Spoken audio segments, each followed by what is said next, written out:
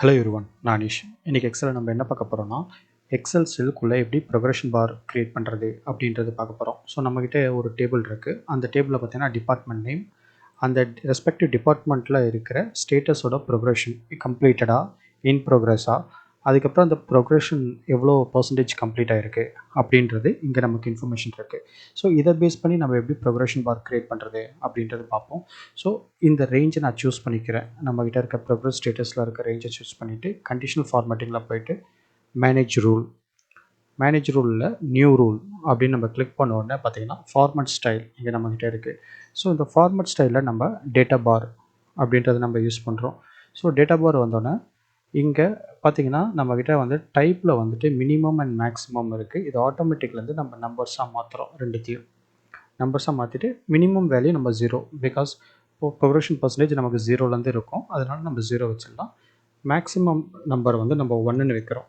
ஏன் 1ன்னு வைக்கிறோன்னா 100% வந்து நம்ம 1ன்றது இங்கே டினோட் பண்ணுறோம். அதனால் ஸோ இங்கே சாலிட் ஃபில் அப்படின்றத நம்ம சூஸ் பண்ணிவிட்டு இங்கே கலர் வந்து நமக்கு பிடிச்ச கலர்ஸ் ஏதாவது சூஸ் பண்ணிக்கலாம்.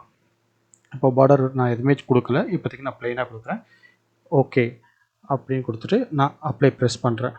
ஸோ பார்த்தீங்கன்னா இப்போ நமக்கு ஒரு ப்ரொக்ரெஷன் பார் நீட்டாக க்ரியேட் ஆகிடுச்சு. ஸோ இதை பார்த்தீங்கன்னா நம்ம டெக்ஸ்ட்டை வந்து லெஃப்ட் அலைன் பண்ணிவிட்டு நம்ம போல்ட் பண்ணிக்கலாம். ஸோ இன்னும் கொஞ்சம் நீட்டாக இருக்கும். இதே பார்த்தீங்கன்னா நமக்கு உள்ள நிறைய ஆப்ஷன்ஸ் நம்மக்கிட்ட நிறைய அவைலபிளாக இருக்கும். ஸோ திரும்ப நான் வந்துட்டு நியூ ரூல் பதிலாக எடிட் ரூல் நம்ம கொடுக்கணும். எடிட் ரூலில் வந்துட்டு இங்கே சாலிட் ஃபில் பதிலாக கிரேடியன்ட் ஃபில் அப்படின்ற ஆப்ஷன் இருக்குது. ஸோ கிரேடியன்ட் கலர்ஸும் நீங்கள் சூஸ் பண்ணிக்கலாம். இப்போ நான் கிரேடியன்ட் ஃபில் கொடுத்து அப்ளை பண்ணுறேன். பார்த்தீங்கன்னா நமக்கு கிரேடியன்ட் ஃபில் நமக்கு அப்ளை ஆகிருக்கு. இதே மாதிரி பார்த்தீங்கன்னா இப்போது பார் டைரக்ஷன்ஸ் அப்படின்ட்டு இப்போ நமக்கு லெஃப்ட் டு ரைட் இருக்குது. ஸோ ரைட் டு லெஃப்ட் அப்படின்னு வேணும்னா நீங்கள் அதை கொடுத்துட்டு கூட நீங்கள் அப்ளை பண்ணி பார்க்கலாம். ஸோ நம்மளோட ரெக்குயர்மெண்ட்டுக்கு ஏற்ற மாதிரி நம்ம இதில் நம்ம சேஞ்ச் பண்ணிக்கலாம். ஸோ இந்த ப்ரொக்ரெஷன் பார் எப்படி க்ரியேட் பண்ணுறது அப்படின்றது நம்ம இந்த வீடியோவில் பார்த்தோம். இன்றைக்கி பார்த்த ப்ரொக்ரெஷன் பாரில் நீங்கள் கொஞ்சம் ப்ராக்டிஸ் பண்ணி பாருங்கள். நீங்கள் ப்ராக்டிஸ் பண்ணி உங்களுக்கு ஏதாவது காம்ப்ளிகேஷன்ஸ் ஃபேஸ் பண்ணிங்கன்னா எனக்கு கமெண்ட் பண்ணுங்கள். நான் உங்களுக்கு சொல்யூஷன்ஸோட உங்களுக்கு திரும்ப வரேன்.